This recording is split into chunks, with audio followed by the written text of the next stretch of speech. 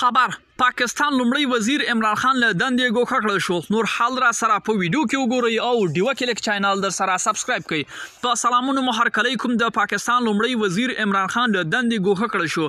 د پاکستان کابینې په تازه پریکړه کې د عمران خان له دندې ګوښه کړ، خو د پاکستان ولسمشر د فرمان پر بنسټ د هغه دندې ته سرپرست په توګه ادامه ورکوي چې نوی لومړی وزیر معرفي شي.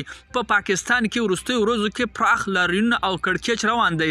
د عمران خان له مخالفینو د لري کولو غوښتنه کوله، خو د پاکستان ولسمشر د پارلمان منحل کړ. وړاندیز کوو د پاکستان کابینې بیا په تازه پریکړه کې د عمران خان له دندې ګوښه کړ او پر ځای یې ژر تر ژره لومړی وزیر معرفي کړي.